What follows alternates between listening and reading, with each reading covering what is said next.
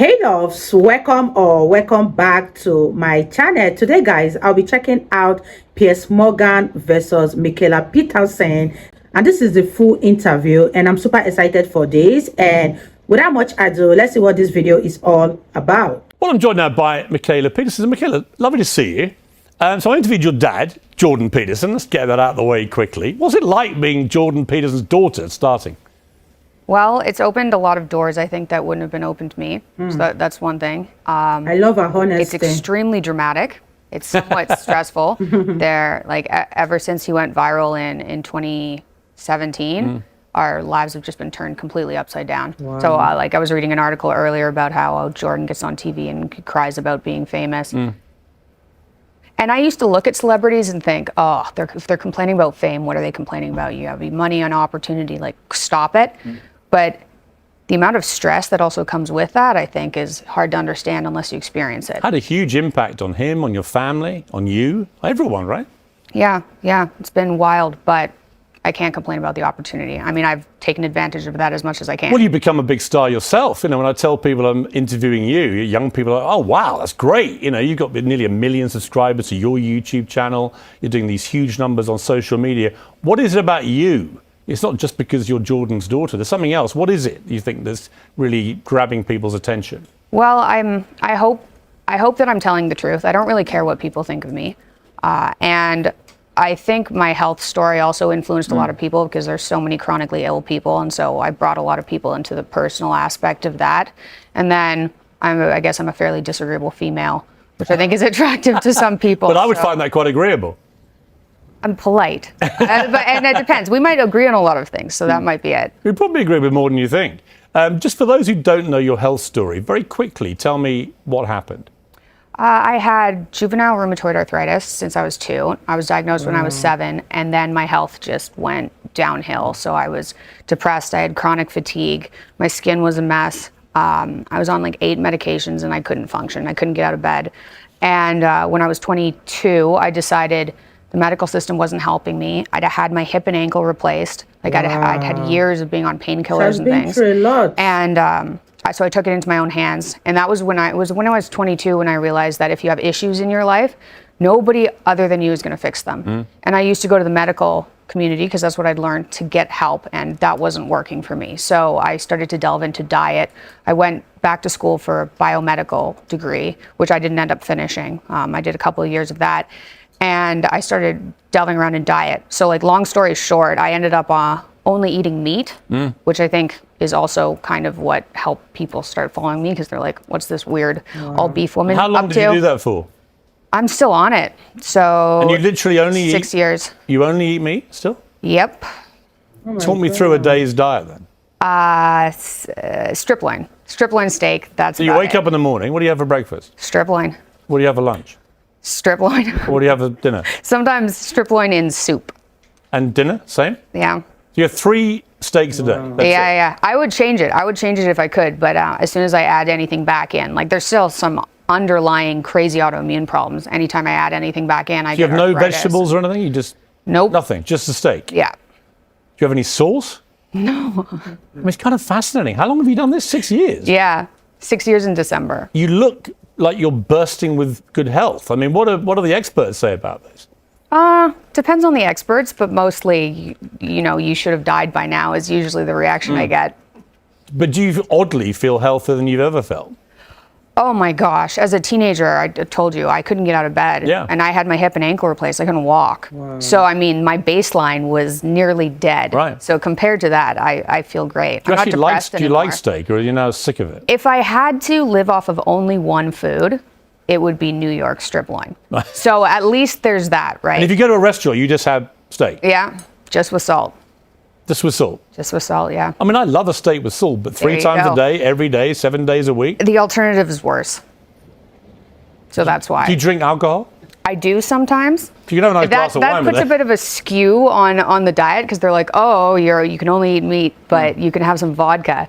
But vodka doesn't seem to give me arthritis. So funny enough, Bear Grylls, the explorer, he tried veganism for a while, then renounced it all, now feels ashamed by it, and he's gone pretty well full on meat as well. I noticed. Meat and vodka. Probably. You'd have to, given the things that he does. Yeah. So that's the story, and that's what really electrified people's interest in you. But since then, your opinions have also become things that people are following. Yeah, weirdly enough. How would you categorize yourself in terms of your position, for example, on things like masculinity? Where do you sit with that? Because I know what your dad does. I've interviewed him, obviously. I don't think I'm quite as conservative as my dad, but I'm pretty conservative compared to the average person. This whole trans debacle is really pushing me into, I don't know what, like a form of feminism or something. Just like, it's so insane that Yes. I feel like I need to protect women, even though it's basically women causing this. But I don't know, view on masculinity. I think men are having a harder time, which is why people like Andrew Tate popped up, and people like my dad.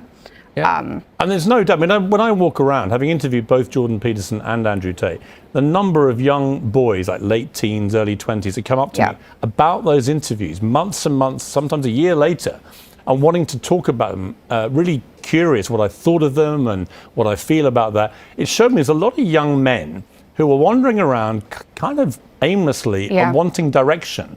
And they feel with your dad and with Andrew Tate and these others that they feel like at least somebody is trying to understand them and to guide them. Yeah, I'm so incredibly grateful for my dad. I don't know if I would have been able to figure out my health problems if I hadn't had him as a father, because he basically told me I needed to fix my life. I couldn't use my health as an excuse, even though it was a legitimate excuse. And I think people aren't told how to make plans with their lives. Like, hey, what's the goal you want to achieve? What are the steps you need to follow in order to get there? Just something as simple as that. And so I know people like my dad tell people how to do that, and it changes their lives, because there they go. They have a plan, and then it works out. Why are so many young people anxious? What is this anxiety epidemic about, do you think? Is it dopamine from the constant sensory overload of stuff they see on their phones, or what is it? Well, I think it's multifaceted. I mean, the political atmosphere is a disaster. What you're being taught in school is a disaster. Social media seems to be a disaster, so that's got to play a role. And then there's no gender anymore for any of these kids in school. That's got to be mentally confusing. And then I think there's a health crisis in America.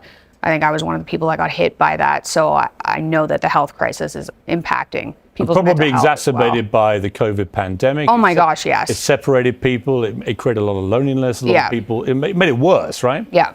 Definitely. Yeah, COVID was a disaster, especially in Toronto. Massive problems there. Right, but do young people also, have they developed a kind of inability to deal with normal life stuff? I mean, I sense that there is a problem there, just getting through day-to-day normal life.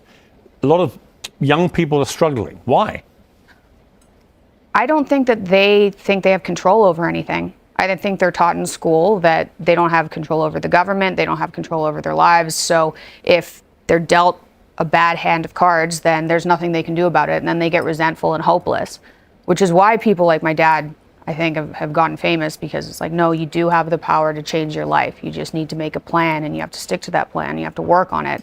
So I think it's people feeling lack of control over their destiny. Your dad got emotional with me. He cried quite openly, talking about the lost men, really, of our generation. Is he very emotional at home when you... He is exactly the same person on camera as he is at home. Yeah. Yeah. I mean, exactly the same. I mean, it must be, in a way, it must be quite exhausting, but also incredibly intellectually stimulating to be around someone like him. Yeah. I mean, we got taught about the psychological significance of the Bible when I was like 7. So that was like dinner table talk. I had no idea that my dad was weird until I was like 24. You see, until I met him, I thought he was maybe weird or very controversial or whatever. I wasn't quite sure what I was going to meet. And when I met him, I didn't think any of those things. I thought he was unbelievably bright. He really thought through these issues. He'd obviously been massively misunderstood or deliberately mischaracterized. And I came away thinking he's a force for good if people actually listen to what he says. If they listen to what he says. Yeah. But people like sound bites. They're so much easier to digest. Yeah. Yeah. For the Peterson clan then, what is life like now? I mean, you've come through this maelstrom of years of chaos and attention and fame and so on. Where have you washed up?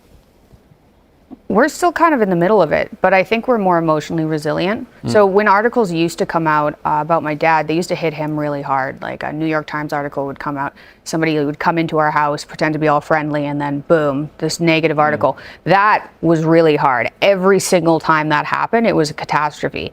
And now we're not fazed at all. He's not fazed at all. So we've gotten used to it that way.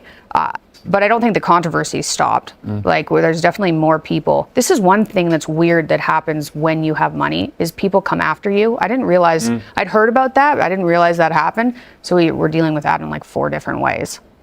You mentioned politics earlier. I mean, what are your who are you going to vote for? Obviously, are you still Canadian citizen? Or? Yeah, so right, so I you'd only vote, here. well, you wouldn't vote for Trudeau, right? Oh, absolutely not. And Canada is so woke, screwed. Right? Yeah, no, I moved out of Canada. I moved out of Canada in 2021 because the downtown Toronto had been destroyed, and I thought there's no way this isn't getting significantly worse. And it is worse. I'm back this summer. It's much worse. So yeah, Trudeau's definitely no. Canada's screwed, I think, for the next 10 years. What do you think of the likes of Meghan and Harry, who position themselves as the priest and high priestess of wokery? I pretty much ignore those two. What do I think of them? I don't think they're particularly bright, and they're very famous. And so... And hugely privileged whilst moaning about their lives all the time.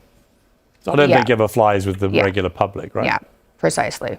What are the things, when you get up in the morning and you've had your steak, and I'm looking forward to your next steak, when you get up there, what are the things that really exercise you? What do you care most passionately about? Well, my dad and I, and we have a team, well, we've been working on a project called Peterson Academy, which is launching in November.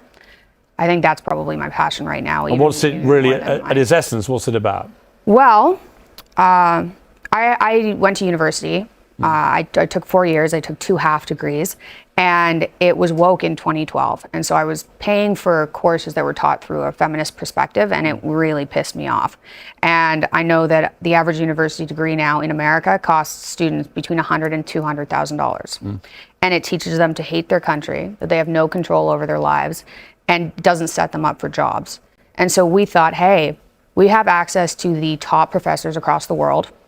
Let's grab those. Let's film really high quality, like Netflix-like lectures, and let's give people access to a degree for $30 a month. Just flatten the education system. So we're hoping to reduce the price of a university degree by offering a general education degree that teaches people how to think and how to have intellectual conversations with anybody. So like history, politics. We even have a course on like how to dress well, to be taken seriously. Yeah. Just something that I hope everybody can access. And as you do, as your dad does, Thank right? you. He's always immaculate as well. I learned from the best. You look smart, you dress smart. I think you behave smart, I think. Thank you. It's, yeah. It's My mother trick. always told me to dress as if I'm about to meet the Queen, which was handy because then I eventually did. That's why I always wear a suit. You never know when the monarch may call. Yeah, no, precisely. You're taken more seriously. Why wouldn't anybody do it? It's the life hack. What's your message to women who don't want to put their head over the parapet about this gender stuff? Because it seems to be a lot of women get shot down and they're all terrified as speaking up for women. They'd be happier if they spoke up for women. I mean, you can't not say things. It's not like those ideas go away in your head, right? Even if you're worried about what your brain is telling you, they don't go away. The ideas are still there. So I learned that the hard way. There were a couple of years when I got anxious and I didn't say what I was thinking, and I mean, it drove me crazy. So say what you think, it'll make you feel better. And the repercussions for telling the truth are never worse than lying, ever. Even if it takes a couple of years to catch up to you, they're never worse. Makhaila, it's great to talk to you. Thank you so much for having me on. It's great to see you. Send your father my very best. I will. And I'll look forward to the academy. It sounds fascinating. I might even enroll myself. Thank you. Good to see you. You guys, that was such a beautiful one for Makhaila Jordan. I really love the way she answered every question. Very plain and straight to the point, just like her dad. And I love this girl so much. Let me know you guys' thoughts on this one. I really had fun reacting to this video. If you totally enjoyed watching, give it a massive thumbs up, comment, share, and all that good stuff. And I'll see you guys in the next one. Bye guys.